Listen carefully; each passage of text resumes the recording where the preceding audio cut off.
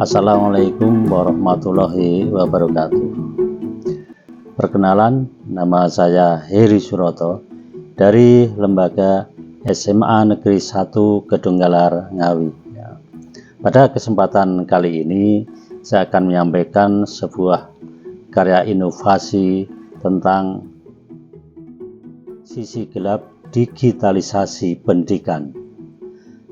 Sebuah inovasi yang membedah tentang sistem pendidikan yang semakin hari semakin mencemaskan.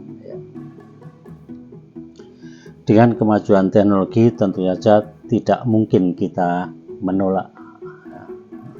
Dalam sistem pendidikan sebenarnya ada 4 hal yang perlu diperhatikan, dan ini sebenarnya adalah wajib diterapkan ketika sebuah organisasi pendidikan itu ingin berjalan dengan baik. Namun kenyataannya banyak kendala yang menghambatnya. Maka saya katakan ini sebagai sisi gelap digitalisasi pendidikan. 4 hal tersebut, yang pertama adalah perencanaan, yang kedua adalah pengorganisasian, yang ketiga adalah bagaimana dari perencanaan dan sudah diorganisasi itu dilaksanakan secara real, secara nyata. Dalam konteks ini tentu saja akan melibatkan berbagai macam hal.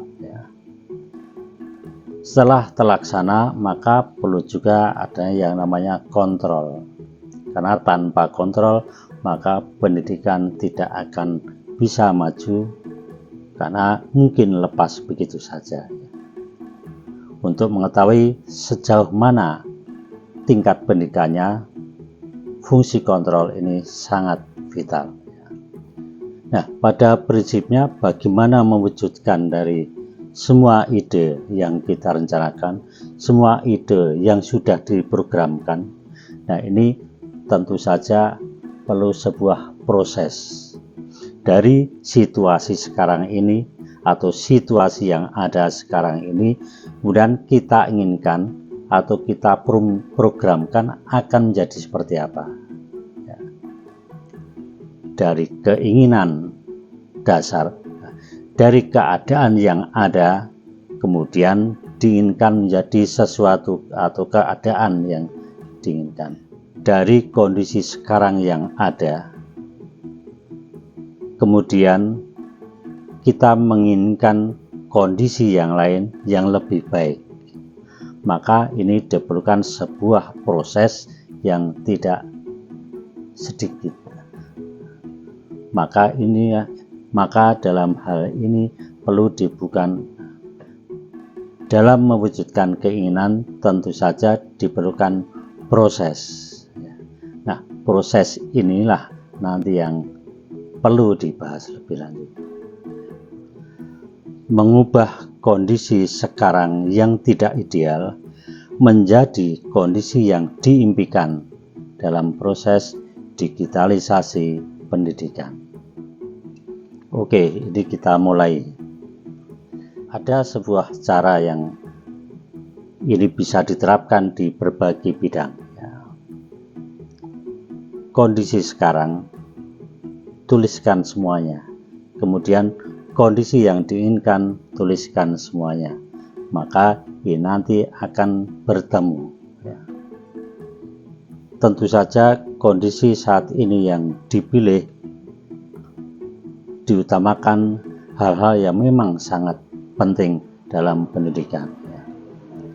Kemudian bagaimana impiannya, bagaimana ke depan yang diinginkan. Yang ini juga harus realistis.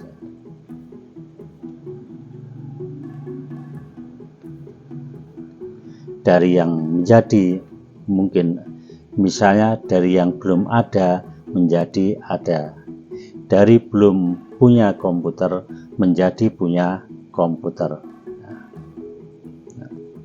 Ini sebuah contoh saja.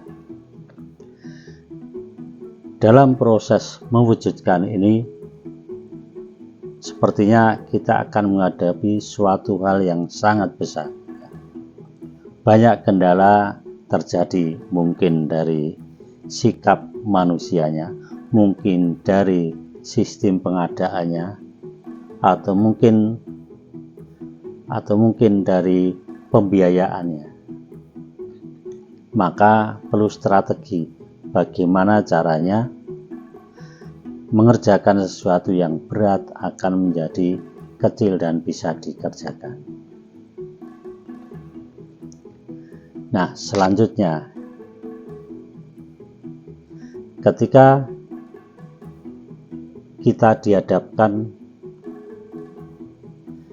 jika kita dihadapkan pada masalah yang besar, bagaimana sikap kita? Apakah mengerjakan sampai selesai atau melarikan diri atau mundur alon-alon dan kabur? Nah, disinilah perlu strategi agar semua program yang direncanakan, agar semua keinginan yang sudah diprogramkan ini bisa terwujud. Banyak orang merasa terbebani, sudah menolak sebelum berkarya, sudah stres duluan sebelum melaksanakan, atau dikatakan sebagai bermental block ya. Mungkin ini disebabkan karena sudah terlalu banyak memikirkan pada sesuatu yang ada di luar kontrol mereka. Padahal sebenarnya pekerjaan tersebut bisa dipotong-potong menjadi kecil-kecil sehingga mudah untuk dikerjakan. Nah, inilah strategi yang bisa diterapkan. Secara sederhana, bagaimana kita mengolah pola pikir, bagaimana menginstal ulang dari pola pikir kita dalam melaksanakan digitalisasi pendidikan. Sampai jumpa. Assalamualaikum warahmatullahi wabarakatuh.